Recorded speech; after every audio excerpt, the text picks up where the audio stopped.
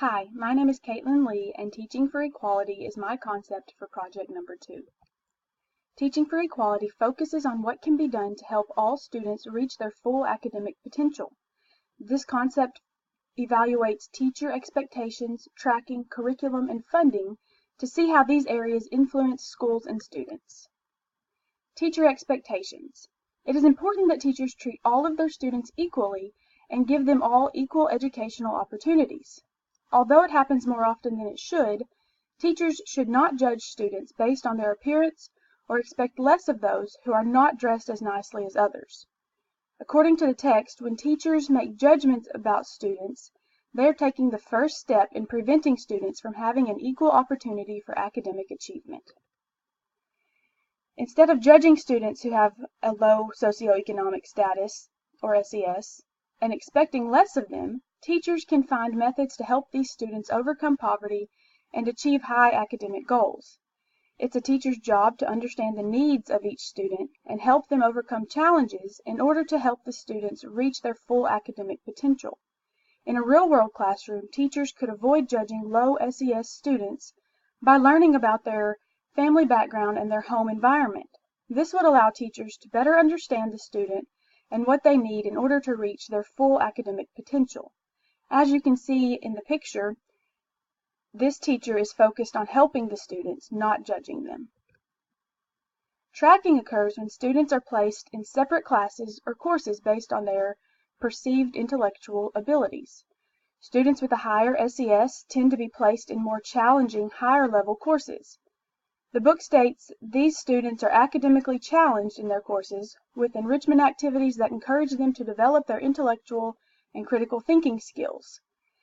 This picture shows an example of a higher level course where students are being challenged and they're engaged in their class. The text also explains that large numbers of students from lower socioeconomic levels are assigned to low ability groups. In many schools with diverse student populations, students are segregated based on race, class, and language into separate tracks within the school. Lower level courses tend to be uninviting, boring, not challenging, and they keep students at the lowest levels of academic achievement. This is not fair to the students who are placed in lower level courses because they deserve to be challenged and given opportunities to expand their learning as well. The picture shows an example of a lower level course where students are bored and not being challenged. Schools that have eliminated tracking systems provide all students with challenging classroom instruction. These real-world classrooms provide all students with equal opportunities, and they encourage students to work together to be academically successful. Curriculum for equality. Students from different backgrounds tend to be more successful when the curriculum is portrayed to them in a way that they can relate to. Achievement is improved when teachers help students interact with the academic content through discussion and authenticity.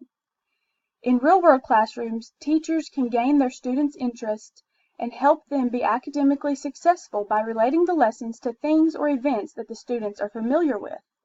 Students tend to learn more when they can relate their experiences to the material being taught. School funding affects equality in schools because schools in low-income areas tend to receive less funding. Therefore, they are not able to provide the same conditions or learning experiences as schools in higher income areas. For example, the text states that communities with high-income families will generate much more in property taxes than low-income communities to support their schools. Many researchers agree that more money, more qualified teachers, and extensive teacher development could help with the equality of conditions and learning experiences in schools. This picture portrays students who can't learn because poverty is in their way. And this is my bibliography. Thank you.